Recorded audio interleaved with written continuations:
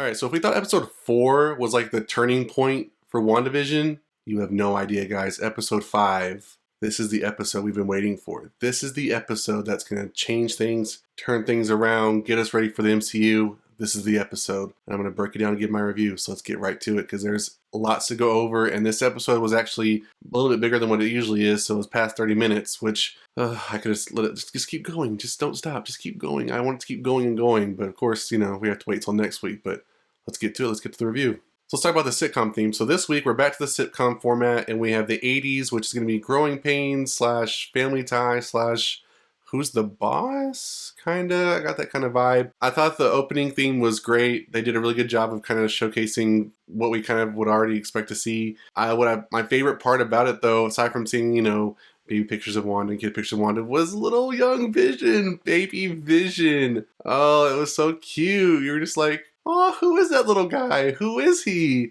You know, of course it's like, well, that really isn't, you know, there's no possibility that could happen, but you know, it's all in Wanda's mind. So if she says that there's baby pictures of Vision, I'm all for it. So once we get past the sitcom stuff, that's where the episode really starts taking a turn and really is like getting juicy. So starting things off, it starts off with Agnes, and you're really starting to see, we still don't know who she is, which is just kind of like, who are you? I want to know who you are. But despite all that, stuff is starting to like unravel. So we notice in the episode that they're talking about the babies and trying to get them to, you know, they're crying and, you know, give them pacifiers and calm them down. And who happens to show up at the door? It's Agnes. She's like, hey guys, you know, I was all smiley and blah, blah, blah. And they're going, you know, through the formality of talking and blah, blah, blah. And there comes a point where Vision doesn't quite go to script. And Agnes basically calls him out, like looks to Wanda and is like, do we need to redo that? Do we need to retake that? Because that's not how this is supposed to go. So at that point, you're like, oh snap. So not only does Vision know that something's going wrong, but we know that Agnes is aware of what is going on, but she knows that Wanda's in control and she's kind of going with it. We still don't know who she is. We all think it's Agatha Harkness, you know, who's a witch, but we're like, oh my gosh. So you are self-aware, you know what's going on. And that leads us into the boys, you know, Billy and Tommy, who basically, you know, we kind of saw this from when Wanda was pregnant in the last, not last episode, but I guess episode 2, 3? Yeah, 3. Gosh, we've only had 5 episodes, guys, and I'm already like getting them out of order. Episode 3, where she's pregnant, the Brady Bunch episode, where she's pregnant and, you know, she gets really, really pregnant really fast, and then she has the babies. So in this episode, that kind of speed growth continues. So you have the boys who were babies, you know, infants, and they basically snap to age 5. And then later on in the episode, they snap to age 10, and they could snap again to another age, but Wanda stops them. So you're kind of like, golly, I mean, these guys could already be set for college. I know I said in my previous video that, you know, as they go through the decades, they, you know, may get older, but I don't think it's going to happen that fast. But I guess if they're going to be the Young Avengers, they got to be speeding wicking quicker than that. Now, what's interesting is when the kids go from toddler to 5, Agnes is still in the house, and she is not even fazed by this. She's like, kids can't control them. They're just going to do what they're going to do. You're telling us. So yet again, it kind of emphasizes that I think she's a part of what's going on with Wanda in some capacity, or maybe she just doesn't want to, you know, piss Wanda off, so she's just going with it. But the only person that seems concerned about all this is Vision, and that's what we're about to dive into. So let's talk about Vision. You know, it's kind of weird to think that, first off, he's back. How is he back? We're about to talk about that because we find out finally what happens in this episode. But he knows that something's wrong. He knows something is eerie about this town and the people in it and Wanda, who's acting kind of weird. So in this episode, he doesn't hold anything back. He just goes for it. I commend him on that. He just tells it like it is and says, hey, Wanda, what's going on? He finds out from work that one of his coworkers, who kind of is like a little freak out, he taps into his mind and basically figures out that there is a spell on this guy from Wanda, and that's what basically all these people have. So Vision figures it out on his own and then goes back to the house and confronts Wanda about it. And there's this awesome scene. I've seen stills about it before the episode, but you know, we saw it here in the episode where they're gonna have like a marital spat. Looks like they're about to fight. And oh man, guys, that was just like, I think what's gonna come down to is maybe Vision is gonna continue this push. I think Wanda will continue to try to reset the picture because we know that in other episodes that are coming out, they're all happy and hunky-dory. So to me, the happy and hunky-dory part is Wanda. I don't know if that's necessarily Vision. Maybe part of the way, but he doesn't fully trust what's going on or her. Oops, that's not good in a marriage. So I think what's going to end up happening is Wanda's going to try to keep resetting the structure, which is why we have the sitcom. And I think to her, that's like a happy moment in time. So, we have 1 or 2 more episodes to go, I think, of probably like the sitcom, and then they're going to just kind of break into the MCU part altogether. But it's going to be kind of interesting to see that the more and more she tries to control Vision and he's trying to figure out what's going on, what that'll ultimately come out to towards the end of the show. All right, let's talk about Sparky the dog. We're going to talk about Wanda, but let's talk about Sparky the dog first. So in this episode, we are introduced to a family pet. And if you're familiar with the comics that the show's kind of based on, they have a family pet called Sparky. He was a dog that died, just like he does in the episode, and he is brought back to life by Vision and then brought back to life again. And so he's basically a robot dog, but this Sparky's not a robot dog yet. He's a real dog who somehow gets stuck in Agnes Azalea bushes and eats them and dies. Suppose that's what happens. We don't know for sure, but that's what happens in the episode. And the kids really want Wanda to bring him back to life. But she can't. Not that she probably couldn't try, but she's not going to because she says there are rules in life. And then she kind of thinks about her brother and how if there's people she's going to bring back, it's going to be her brother. And it would have been like Vision. And so she tells the kids it is what it is. But if maybe we're going by the comics, maybe Sparky the dog will come back and maybe Vision will be the one that helps do it and maybe make him a robot dog. We'll have to wait and see, but I don't know if it's necessary to I don't know if it's necessary to have Sparky the dog throughout the whole series, but I mean, for the kids, give the kids what they want. They want a dog. All right, let's talk about the commercial before, again, we get to Wanda, because Wanda's like the big juicy part before the ending. Oh, the ending. So let's talk about the commercial. So the commercial, I laughed at it because it's basically Lagos paper towels. And you're like, God, these people spill a lot of drink. So it's, the female spilling this, I don't even think it was wine. It was just like juice. And she's using her paper towel and it's soaking it all up, but God, it was a lot. And then her husband spills something like his beer or wine. She was like, oops, sorry, dear. And, and then, clean up that. And they show a comparison test like they would do in normal commercials about paper towels. And to me, they both look like they sucked, but that's just me.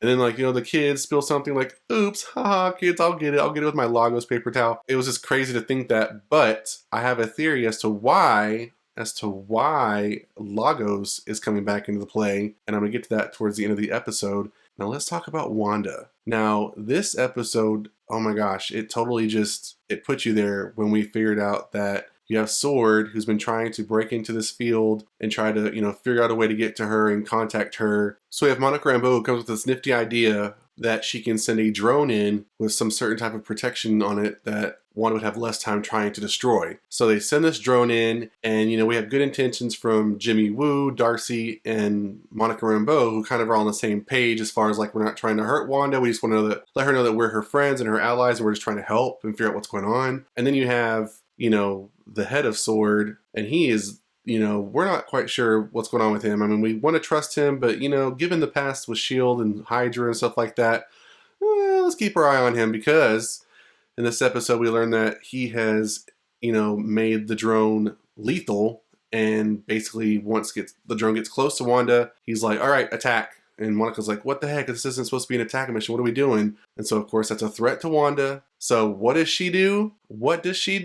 She hand delivers it back to them. That's right. Wanda walks out of the field, out of her little, TV world that she's living in. Basically is like, is this what you brought to me? I don't think so. Tosses it at him. And of course, all the soldiers have their guns on her, which was really cool to see because she had these green lasers pointing at her. And she's like, don't mess with me. You don't know what you're doing. I'm doing this for me. And then we learn in a flashback, based off some video footage, that Wanda basically stole Vision and brought him back. That's basically what happened. And I was just like, dang, girl, you did that. But in some ways, I can't blame her. I mean, I know he probably had a dying wish. He didn't want to be done that. He didn't want to have that to happen. But I'm thinking, this is the man that she loved. She lost her brother. Iron Man's gone. She doesn't have... I mean, I know the Avengers are still there, but, after the Thanos stuff happened, I would be traumatized and have PTSD and all this kind of stuff. So I know for her, the love of her life is gone. That's all she can focus on. The guy she wants to spend her life with, have a family with. So she's like, I'm just going to steal him back.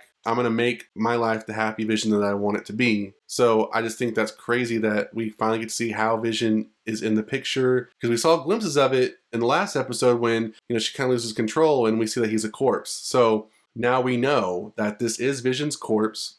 and that he doesn't obviously have the Mind Stone in there, so he can't really be alive by that. So she's making him alive without it, giving him some type of soul, which is really, really interesting. We'll see if that actually pays off in the end. But we know that after, you know, laying down the law and saying, don't mess with me and don't mess with my family and what I have, you're not going to take that away from me. And she just basically goes back in the field as if nothing ever happened. We now know that she's the one in control. She's the one in charge of all this. And it was just so awesome to see, because we're saying that she's evil Wanda, but she's just really in defense cocoon mode. She's just like, leave me alone. You know, I don't know if that's necessarily evil per se. I know it's evil because she's keeping these people hostage. But I mean, it's not like she's like water torturing them. She's, you know, they're going to community functions and having tea time and blah, blah, blah. You know, so it's not like it's god awful. So it was just kind of crazy that we finally get to see her just kind of like break the fourth wall. Well, she's not looking at the audience, but she's like breaking her own world and coming out and be like, don't mess with me, leave me alone. It was just really cool to see. All right, and that leads us into the shocking, twisted ending, whatever you want to call it, where, you know, throughout, you know, once the dog dies and the kids also in the episode ask her, you know, hey mom, do you have a brother? And she's like, yeah, I have a brother. And then, you know, Wanda kind of looks off on the screen and kind of thinks about it. And we all know she's talking about Pietro, you know, Quicksilver, who died at the hands of Ultron, you know. So it's just kind of, well, not at the hands of Ultron, but,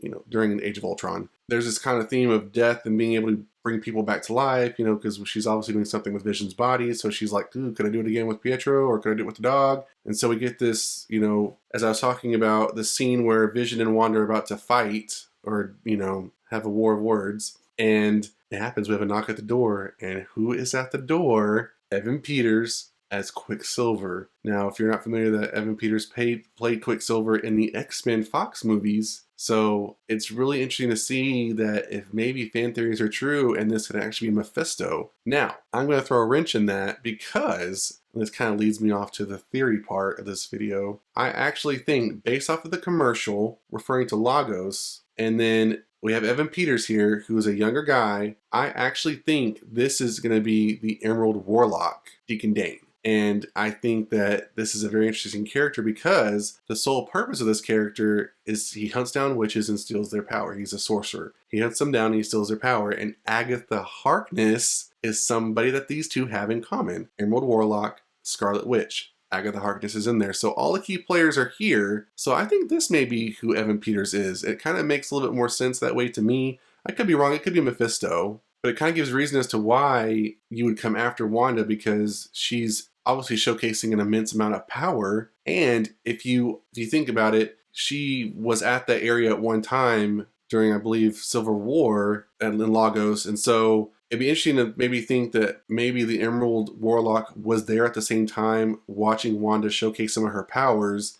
And he was like, I got to get me some of that. So maybe time has passed, and seeing that she's at her most vulnerable, he's like, I'm gonna win her over and then steal her power. And the way Agnes, assuming she's Agatha Harkness, would come in is because that's gonna be her defense. And that would make a lot of sense in this episode, because she's obviously Team Wanda a little bit, because she's saying, hey, we didn't do that right as you wanted it. Do you want to redo it? Why would she do that if she's not like a little bit on her side? So I'm kind of getting an inkling that maybe it's not Mephisto, maybe it's the Emerald Warlock. Now in the comics, he kind of continually goes after Wanda, and he's not in the comics a lot, but he kind of continually goes after Wanda because obviously she's a powerful, you know, witch or mutant or whatever she's going to end up being. But she wants his power. I mean, who wouldn't want the power? And they'll set up something really good that maybe towards the end of the series he's no longer in it, or maybe he's what pushes her to the brink by trying to steal his, you know, Wanda's kids, Tommy and Billy, because they also have powers. We obviously know that with them aging the way they are, being in some type of control, they're doing it on their own. So it'd be really interesting to see how that might play, you know, come into play. But I'm gonna throw a wrench in this and say that Evan Peters is not Mephisto. I think he is the Emerald Warlock. So if I had to get a rating to this episode, it's a straight 5 out of 5, guys. I think if the episodes going forward are just like this, we are going to lose it for all the other Disney Plus series. And gosh, I cannot wait for Spider-Man 3 and Doctor Strange 2, guys. It's gonna be awesome. So I'm giving it a 5 out of 5. If you've seen the episode, let me know in the comments what you think. What do you think about my theory about Evan Peters not being Mephisto and being the Emerald Warlock? And just let me know what you think about the series now going forward. Are you now more invested in WandaVision now that we're kind of getting more and more into the darker part and more of the MCU part of the story versus a sitcom? Let me know below. And that's it for this video, guys. If you enjoyed, hit that like button. If you want more like this one, make sure to subscribe to the bell. And I'll see you guys next time on The Mashup.